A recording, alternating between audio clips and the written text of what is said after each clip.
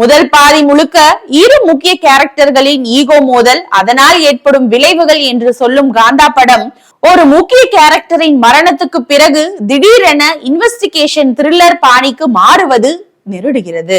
சரி, அந்த விசாரணை காட்சிகளாவது சுவாரஸ்யமாக இருக்கிறதா என்றால் அதுவும் கிடையாது. 1954 வெளியான அந்த நாள் பாணியில் விசாரணை காட்சிகள் வைக்கிறேன் என்று படுத்தி எடுத்துவிட்டனர். இதில் ராணாவின் ஓவர் ஆக்டிங் கூடுதல் இம்சை. அநியாயத்துக்கு நடித்திருக்கிறார். ஒட்டுமொத்த படத்தில் ஒட்டாமல் இருந்தது அவருடைய கதாபாத்திரம்தான். ஜேக்ஸ் பிஜாயின் பின்னணி இசை ஓகே ரகம். ஒரு பீரியட் படத்துக்கு இது போதவில்லை என்ற எண்ணமும் எழுகிறது.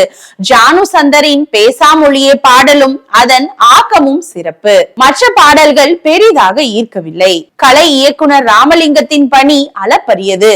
பழைய சென்னை ஸ்டுடியோ, சமுத்திரக்கனியின் வீடு, துல்கரின் வீடு என உழைப்பை கொட்டியிருக்கிறார். குறிப்பிட்டு பாராட்டப்பட வேண்டியவர் ஸ்பெயின் ஒளிப்பதிவாளர் டானி சான்சஸ் லோபஸ்.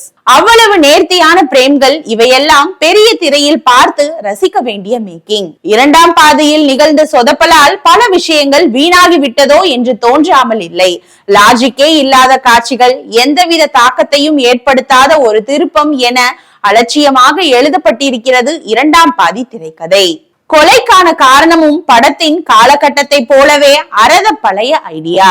முதல் பாதியில் இருந்த சுவாரஸ்யத்தை இரண்டாம் பாதியிலும் தக்க வைத்து சடாரென ஜானரை மாற்றாமல் ஒரே நேர்கோட்டில் கொண்டு சென்றிருந்தால் சர்வதேச தரத்திலான ஒரு சினிமாவாக வந்திருக்கும். எனினும் ரெட்ரோ திரை அனுபவத்துக்காக இந்த காந்தா திரைப்படத்தை நிச்சயம் நாடலாம்.